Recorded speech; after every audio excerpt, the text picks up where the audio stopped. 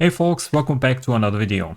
Initially I planned to do another video on plug data, but it keeps crashing on me for some reason. I'm still on a nightly build, so I have to try it on a different day, different version, and yeah, get this out hopefully pretty soon. So someone out of the blue messaged me about transit, and I get a lot of messages about transit. Can you use it in Bitwig Studio? It's actually worth it in Bitwig Studio. Can you replicate it in Bitwig Studio? Do you use it? Do I have to use it? What's the benefit? Is it worth it? You know, all these typical questions people have on YouTube. And I never made a video about this because I already did a similar video about Data Live Endless Smile and UGEM Final Boost, which basically does the same. It's just one knob, you turn the macro knob up, and then you bring in a lot of different effects and you create transitions and risers this way, right? So this is how it looks like here. That's the website. And I really like Baby Audio. They make great audio plugins. They look great. They work great. So I have nothing against them, right? The thing is, for me, I don't use this because I can do this in Bitwig Studio just like with no effort at all. The only benefit maybe of this plugin for me would be to use the presets, right? So I have not to put in the work to create these different transitions for myself. But actually creating these transitions in Bitwig Studio is for me half of the creative work. And sometimes someone commented under my videos, okay, we get it. Bitwig is great at modulation. Does it anything else? Right? And in my head, it's like, probably, but modulation is basically everything. You can see an arrangement as modulation, right? You start slow and then you go up in intensity and then you go back down. It's basically a sine wave. It's a modulation. Bringing in sounds and out is a modulation. Sound itself is a modulation, just a fast modulation. And then the modulations itself, right? Cut off and so on over time. Everything is basically modulation. Also, if you look at maybe some notes, right? This can be seen also as a modulation. Notes go up and down, right? In a certain way. It's a modulation. So everything is basically modulation. If you have a DAW or a system where your modulation is pretty much on point, or a system that excels at modulation, then this is a good system. And that's why I use Bitwig Studio, because modulation is key to everything, for me at least. It's maybe not for everyone else, but for me, modulation is everything. So in terms of these multi-effect devices, right, we have here a master bus, and I can put on here Data Live Endless Smile, and it basically does the same like transit. Maybe you don't have influence on all these effect chains. You just have a pre-made preset here, and you can turn up the macro knob here. Let's see.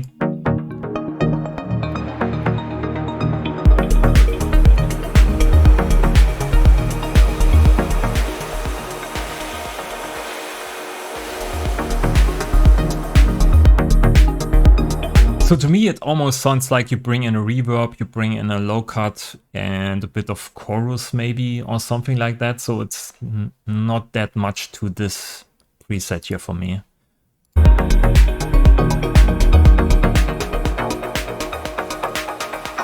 Sounds like there's a delay and also a low cut. So this is kind of something you can replicate pretty easily in Bitwig Studio, and I do this all the time. But not just in this concentrated way, right? We have here basically one plugin sitting on one channel at a certain point and bringing in some audio effects. That's basically all it does. It's a multi-effect device or multi-effect VST plugin. And there are some others like I said, Infiltrator. Glitch is maybe also a plugin like this. I use a lot. Let's see. Instead of a macro knob, you basically have a sequencer here to bring in all of these different effects over time. So it's all of kind of same stuff.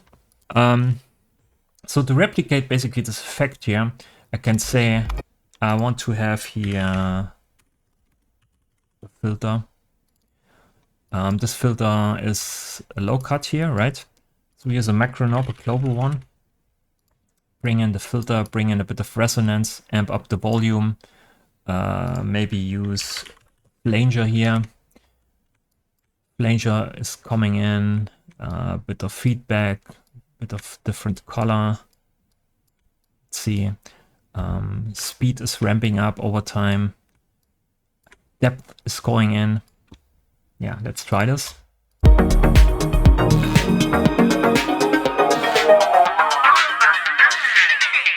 It's maybe too much here.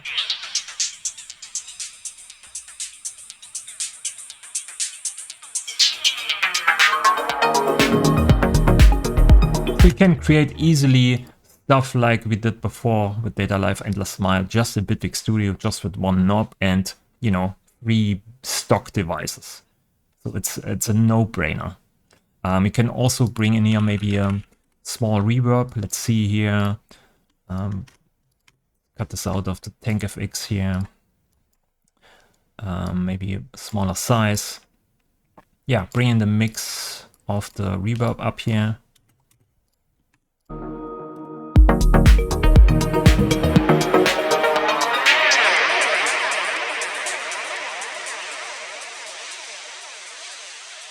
We can even cut out here the EQ.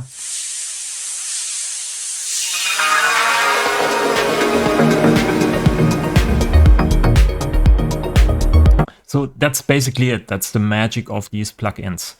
And if you create multiple iterations of this, you can easily create some presets. You can also just say, I want to have a chain device here, put all of that into a chain. Put this over here, bam. Then use this macro knob here and put this in front of the chain device. Right, like here, move it over here. All these modulations are still intact. You basically have Endless Smile here as a plugin replicated inside of Bitwig Studio.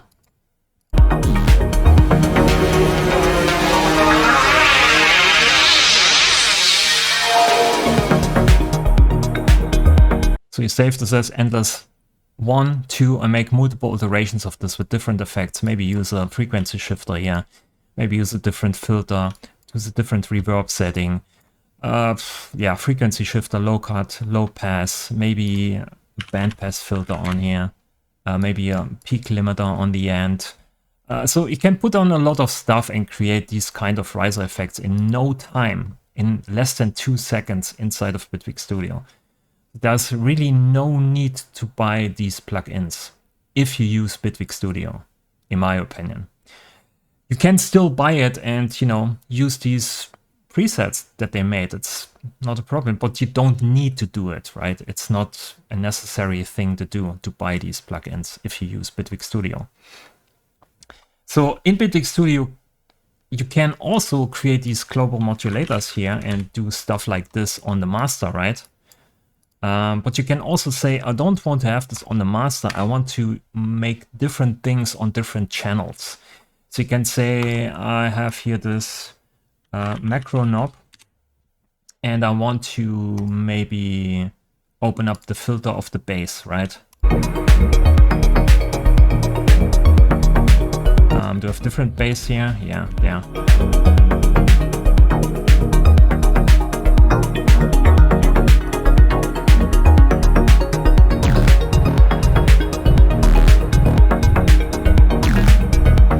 Bring up here the bass in kind of tonality.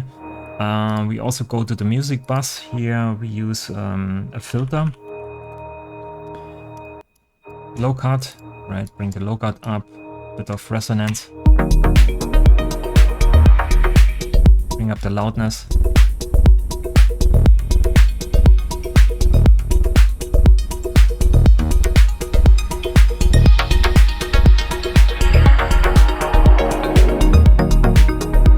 Maybe on the drums, I want to, I don't know, make the kick drum shorter.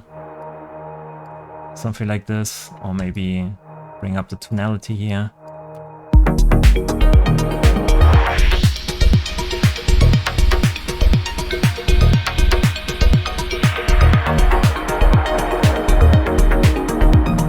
can change the kick drum here on the synth itself. We have a clap here. So maybe use delay here. I actually use a MIDI effect here, use an echo. Something like this, but we switch it off and we switch it on with the macro. We use also here this on-off with a logarithmic, so it switches on earlier. Maybe you also open up the filter here.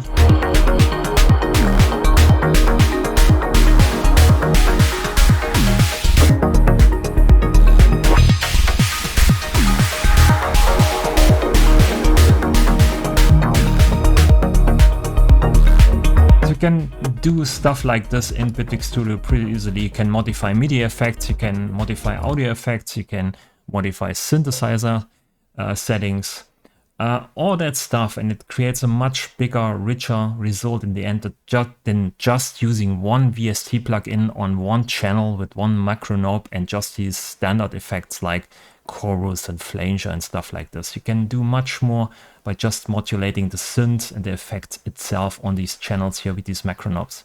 You can use multiple macro knobs. You can use these curve MSECs here to bring stuff in automatically without using a knob here. So there's so much stuff you can do just by modulating things, right? Then there's of course stuff like, let me see here, on the tracks itself. Let's see this track here. It's playing multiple sequences here with the step sequencer I built. And it's also using your step mods to modify stuff on this synth itself, right? You can click on this and you can see here a lot of modulations are actually used. So I use this mod knob here, and this mod knob changes the modulation amount here. Let me see, steps 2, I think this one, modulates the index, right? The index of the wavetable, you can see this here. But this mod knob here changes the modulation amount from this to that. So if I turn this down, this one doesn't modulate this index anymore. And I do this on multiple tracks here, so I can bring down the modulation amount of all these synths and effects at the same time. And I can use this to arrange stuff. And that's what I did in the video I showed you, right? That's how I use global modulators.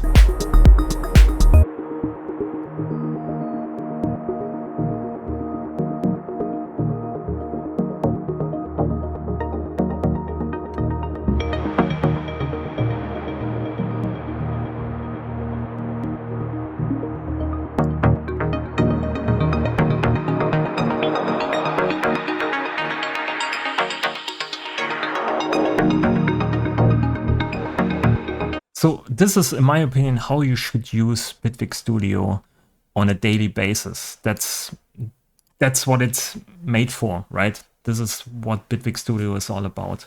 That's why they introduced the global modulators and the track modulators and so on, that you put in all these modulations and then turn and twist everything, and everything changes in multiple colorful ways, right? And just using a VST and putting some of these VSTs on one channel and then turn one macro knob it's cool, but you know, it's not. It's like you have Bitwig, you have the access to all of that stuff. You can do all these multiple things at once. So just use it instead of just putting one VST on one channel and then, you know, call it a day. You can do it and it's easy, sure.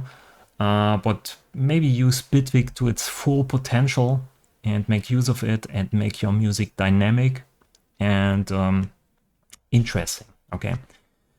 So, like I said, link to all these videos I showed you is in the description below, so you can rewatch these videos. I explained everything in there pretty much in all kinds of different ways. And I want to recap this. Also, I want to put the tag of this plugin Transit in the title of this video to grab some attention from search engine. That's how YouTube works.